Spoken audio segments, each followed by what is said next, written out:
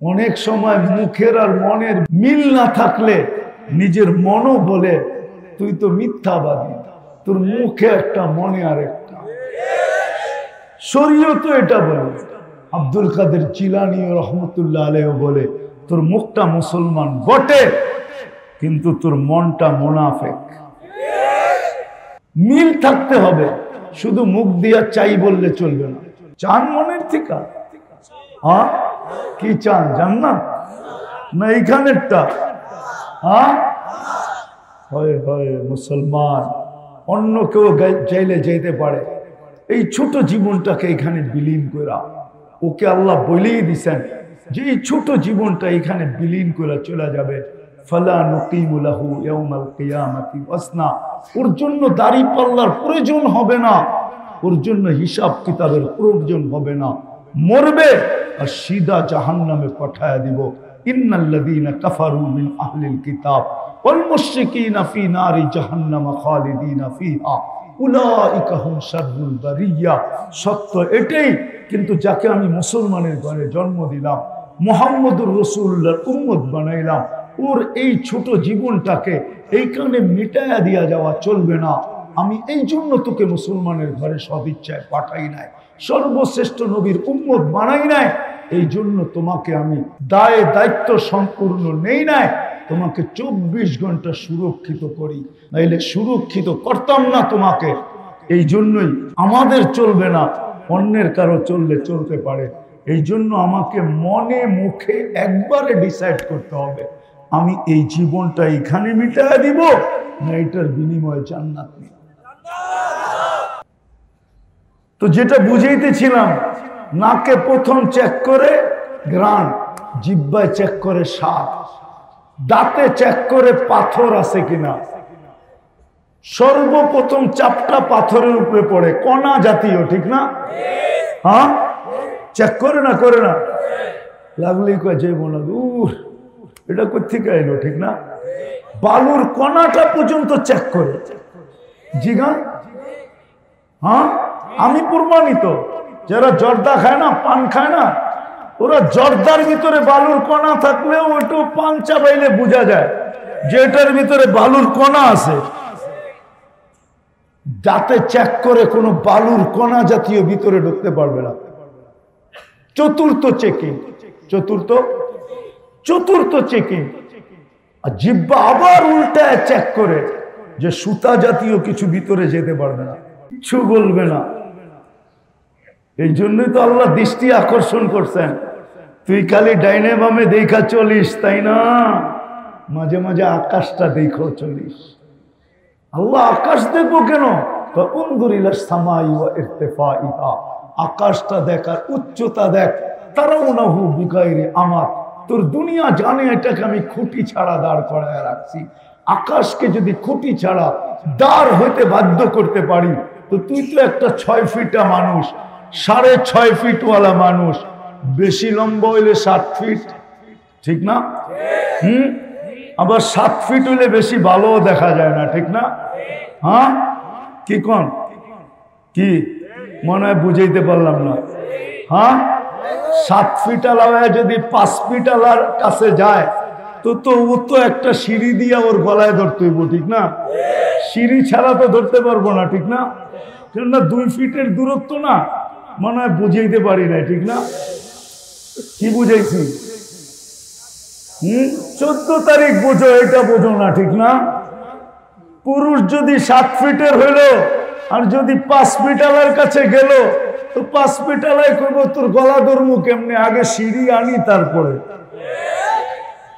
তো আল্লাহ 7 ফিট কাউকে বানান না, 6.5 ফিট, এতটুকু একটা মানুষ। আল্লাহ বলে আকাশটাকে যদি বাধ্য করতে পারি, তোকেও বাধ্য করতে পারতাম, কিন্তু ইচ্ছা স্বাধীনতা দিছি, এই জন্য বাধ্য করবো না।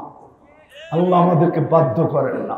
নাইলে যুবক, তুমি 24 ঘন্টা ব্যবহার করবে আল্লাহ, আর সারা রাত নেটে দেখবে আল্লাহর বিরুদ্ধে, আজে বাজে জিনিস সারাদিন নেটে দেখবে। আল্লাহ তোমার কানের কাছে ডেলি 5 বার ডাকবে, আর তুমি আসবে না, আর ব্যবহার করবে আল্লাহ। ইচ্ছা স্বাধীনতা দিয়েছেন, বিদায় অপশন দুইটা। এই ছোট জীবনটাকে এই মাটির ভিতরে মিশায়া দিয়া চলে যেতে পারি, কিচ্ছু বলবে না। আর ইচ্ছা এই ছোট জীবনটার বিনিময় চিরদিনের জান্নাত কিনতে পারে। কোনটা কিনবো?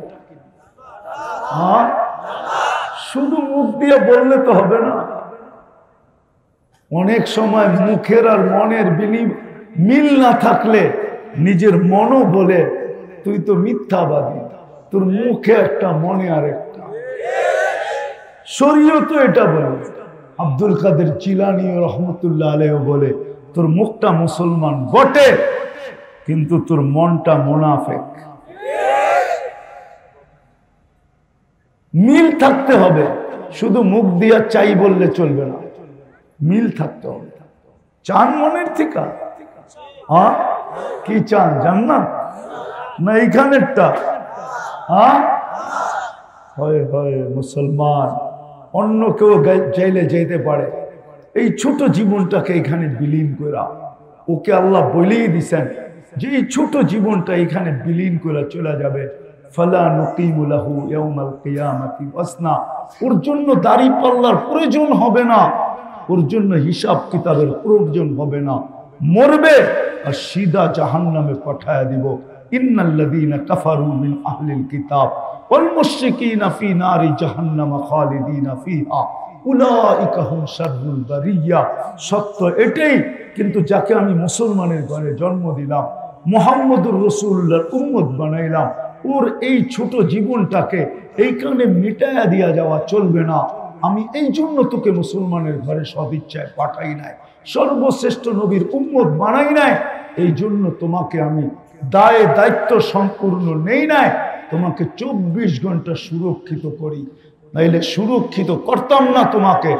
এই জন্যই আমাদের চলবে না, অন্যের কারো চললে চলতে পারে। এই জন্য আমাকে মনে মুখে একবারে ডিসাইড করতে হবে, আমি এই জীবনটা এখানে মিটায়া দিব না এটার বিনিময়ে জান্নাত নিব। সবাই পাক্কা? বিলকুল। তাহলে দুটা কাম করতে হবে, পারবেন? মনের থেকে বিলকুল অঙ্গীকার। তাহলে আজকে অতীতের থেকে তওবা করতে হবে, পারবেন?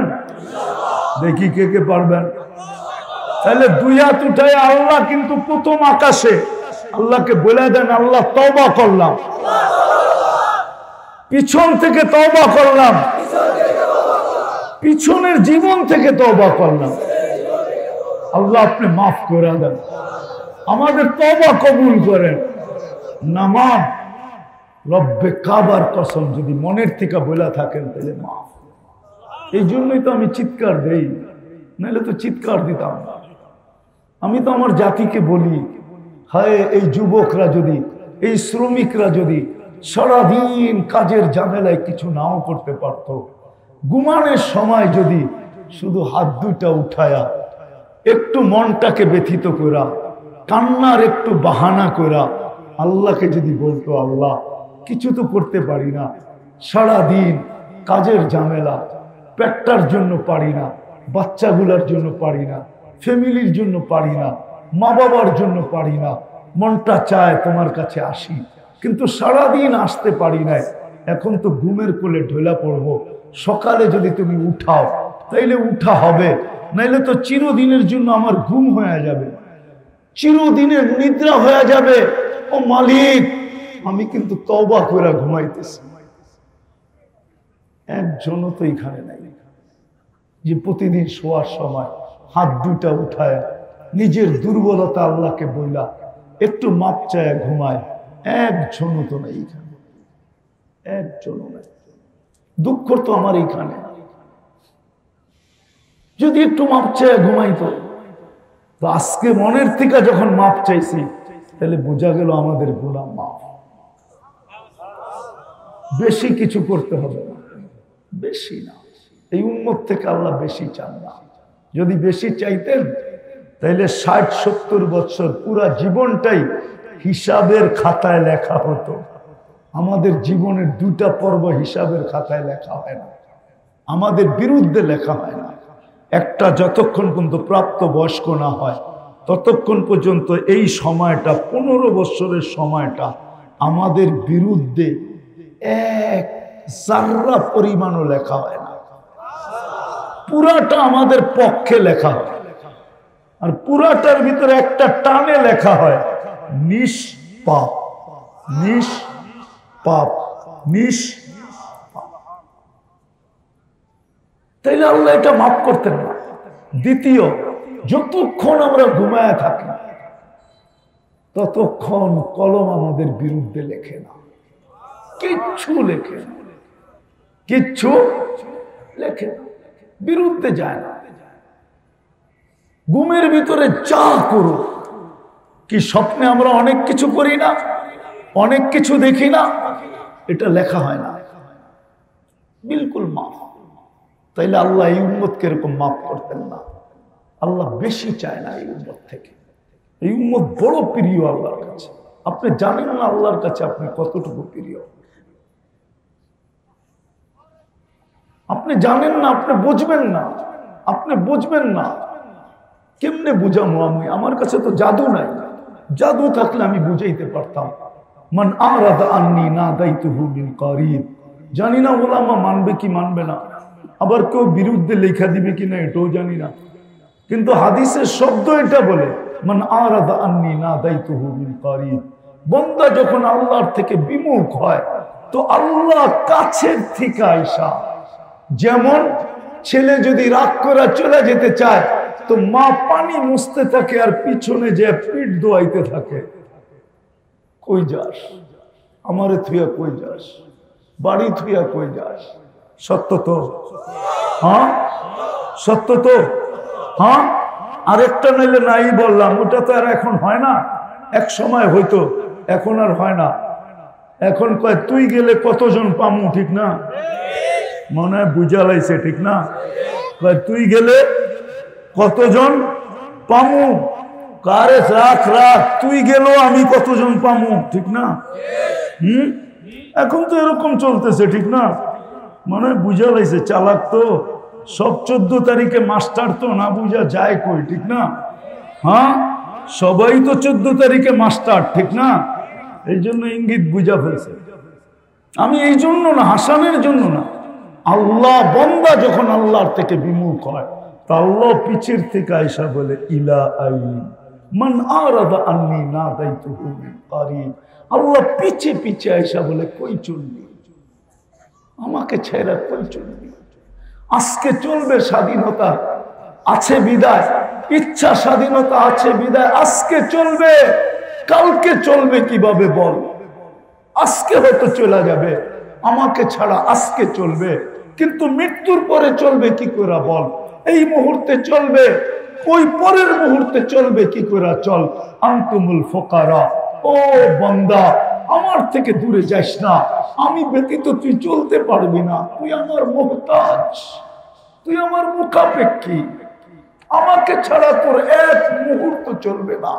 যদিও তুই বুঝিস না, যদিও তুই ভাবিস না, যদিও তুই শিখিস নাই, যদিও তুই জানিস নাই, যদিও তুই পড়িস নাই, কিন্তু শোন, আমাকে ছাড়া তোর এক সেকেন্ড চলবে না। কোথায় চলবে? পিছের থেকে আইসা ডাকে। তো বেশি চান না, যখন করলাম ওয়াদা, যখন তওবা যখন করলাম, আসেন আজকের থেকে শিখি, আলেমদের কাছ থেকে শিখি, আমার এই ছোট জীবনটা দিয়া আমি জান্নাত কিভাবে অর্জন করতে পারি, চিরদিনের জান্নাত কিভাবে লুটা নিতে পারি। আমি সোজা বইলা দিতেছি, হায় জান্নাতের চাবি যার কাছে, মানুষ যার কাছে বাড়ির চাবি থাকে তার চাবি আনতে তার কাছে যায় না, অন্যের কাছে যায়? হ্যাঁ, তার কাছে যায় না।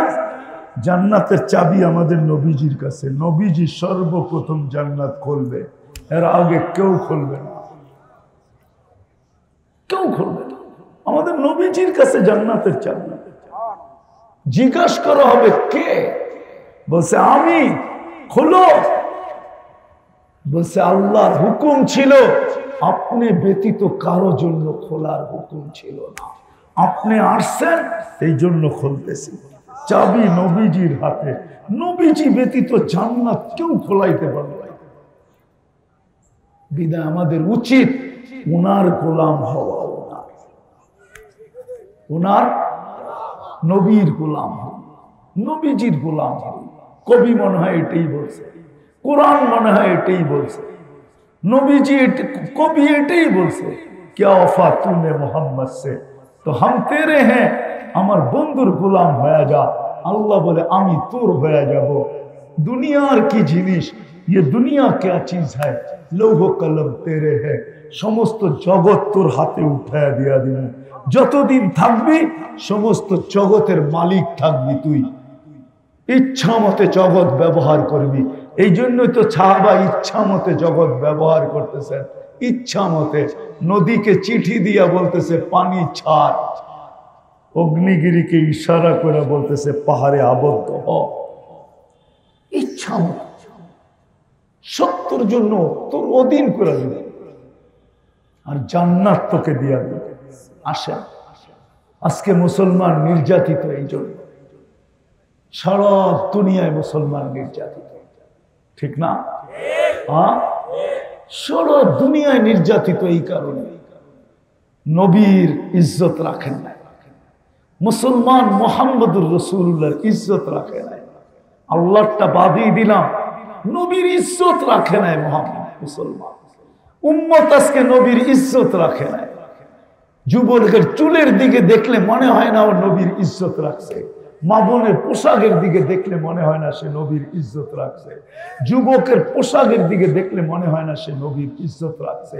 আজকে নির্যাতিত আমরা, আর ভাবতেছে ওদের রঙে রঙিন হইলেই আমাদেরকে বাড়ির থেকে আইসা বিষা দিয়া নিয়ে যাবে, ঠিক না? তোমাদের পায়ে হাত রাখি, যত খুশি ওদের রঙে রঙিন হইতে পারো, ওরা কোনোদিন তোমাকে আমাকে আপন মনে করবে না, বুকে লাগাবে না, মাথায় রাখবে না, কোনোদিন না। কেননা ওরা রূপরেখা দেখে না, ওরা দেখে তুমি জন্ম নিবন্ধনের সময় ধর্মের জায়গায় কি লেখা আসছো, স্কুলে যাওয়ার সময়, স্কুলে ভর্তির সময় ধর্মের জায়গায় কি লেখা আসছো, চাকরিতে অ্যাপ্লাই করার সময় ধর্মের জায়গায় কি লেখা আসছো, আইডি কার্ড বানানোর সময় ধর্মের জায়গায় কি লেখা আসছো, পাসপোর্ট বানানোর সময় ধর্মের জায়গায় কি লেখা আসছো। ওরা ওইটা দেখে, তোমার এই প্যান্ট শার্ট টি শার্ট ফি শার্ট, তোমার টাই শাই, এগুলা ওরা দেখে না। বিশ্বাস হয় না? না না, কোত্থেকে হবে? অনেকের মনে হয় আমার কথা বিশ্বাস হয় না। আমি দুনিয়া ঘুরা বলতেছি, কোন মিডিয়া পয়রা পত্রিকা পয়রা বলতেছি না, দুনিয়ায় দেখা বলতেছি। আমি দুনিয়া দেখছি বহু, ওদের সাজে সাজা ছিল, ঘন্টার পর ঘন্টা এয়ারপোর্টে দাঁড় করায় রাখছে, ইমিগ্রেশনে ঘন্টার পর ঘন্টা দাঁড় করায় রাখছে। আর যেটাকে দেখা চিনছে, যেটা ভিতরে যেরকম বাহিরে ওরকম। এই পোশাকই তো দুনিয়ায় ঘুরি, যেটার পাসপোর্টে লেখা আছে ওইটাই শরীরে আছে। বলছে তুই যা, তোরে আর গাইটা কিচ্ছু পাওয়া যাবে না, দুর্গন্ধ ছাড়া কিচ্ছু পাওয়া যাবে না। বেশি গাঁটতে গেলে পেট ফাইরা দুর্গন্ধ বাহির হবে, তোরে দেখা যায়। ইসলাম লেখছত, ইসলামই দেখা যাইতেছে। যদি জিকে ওইটাকে আটকায় রাখছিস কেন, ওইটারে ভিতরে একটা বাইরে একটা, এই জন্য কোনো সন্দেহ সন্দেহ কি কি সন্দেহ কি আছে? কেন এটা তো পাসপোর্টে লেখা মুসলমান, শরীরে তো দেখি অন্যটা, এই জন্য এটাকে আটকায় রাখছি। আগে ভালো মতে দেখালো, নাম বলবো না, আমি চিনি অনেককে, শুধু ওর পাসপোর্ট দেখে নেয়, মোবাইল সোবাইল সব গাইটা দেখছে, 6 ঘন্টা লাগছে সব ওকে করতে, তারপরে সিলমেরা ছাড়ছে। এবার যা, ও বুঝা ফেলছে যে হুজুরে আমারে মুস্কি হাসি কেন দিল, ও বুঝা ফেলছে হুজুরে মুস্কি হাসি কেন দিল। কেন হুজুরে মুস্কি হাসি দিয়ে চলে গেছে, হুজুরে বুঝাইছে এইবার বোঝো, তুমি তো ওদের রঙই রঙে আসছিলা, তোমারে আটকাইলো কেন? আমি তো আসল রঙই আছি, এই জন্য মুস্কি হাসি। তোমাদের পায়ে হাত রাখি, আসো নবীর গোলাম হও, আদর্শে আদর্শবান হব, শিখব, পাক্কা আলেম ওলামার কাছ থেকে শিখি। আর যদি কিচ্ছু না পারো তাহলে দুটা কাজ করো, যে আজকের থেকে নামাজ কখনো ছাড়বো না, ওয়াদা। এটা প্রথম কাজ, নামাজ। আর দ্বিতীয়, আলেম ওলামা আল্লাহ ওয়ালাদের দিকে কোনোদিন আঙ্গুল উঠাবো না। পারবেন? ওয়াদা। নামান নামান নামান। বর্তমান প্রেক্ষাপটের উপরে দুটা কথা বলবো। ফিলিস্তিনকে নিয়ে আমরা প্রতিবাদ করছি, নারায়ণগঞ্জ প্রতিবাদ হয়েছে, আমি জানি। প্রতিবাদ করলেই শুধু হবে না, আরো দুটা কাজ করতে হবে আমাদের। তাইলে যদি আল্লাহ আমাদেরকে নিজের কুদরতকে দেখায় দেয়, শুধু প্রতিবাদ করলে হবে না। ওরা প্রতিরোধ করতেছে, আমরা 7 সমুদ্রের 13 নদীর এই পার থেকে শুধু প্রতিবাদ করতে পারি, প্রতিরোধ করতে পারি না।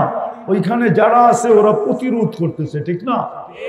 ওরা ফিজিক্যালি প্রতিরোধ করতেছে, আমরা ওদের প্রতিরোধের সাথে দুইভাবে অংশীদারিত্ব নিতে পারি, দুইভাবে অংশীদার হতে পারি। একভাবে হলো যে প্রতিদিন ওদের জন্য 2 রাকাত সালাতুল হাজত পড়া। পড়বেন?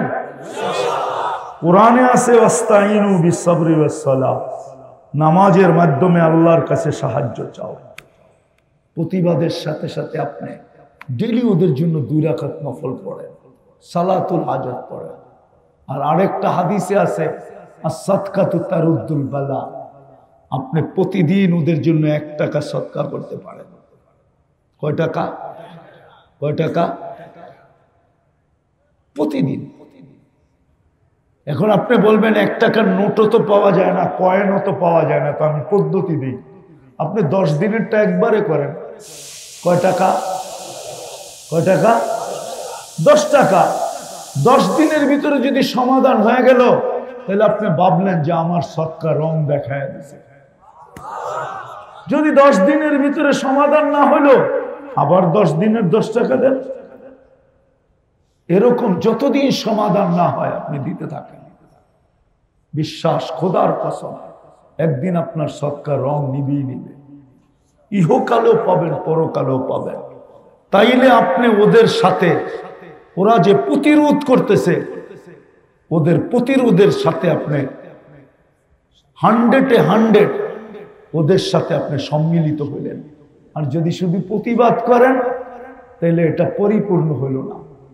এই জন্য সদকা করবেন। কে কে করবেন দেখি?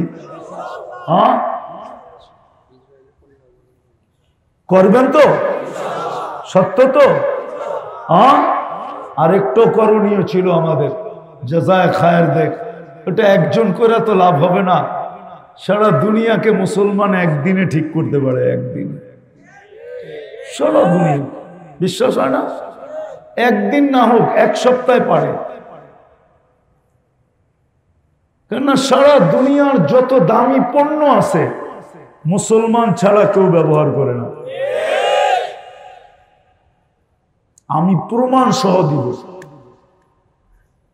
যত দামি পণ্য আছে, মুসলমান ছাড়া কেউ ব্যবহার করে না।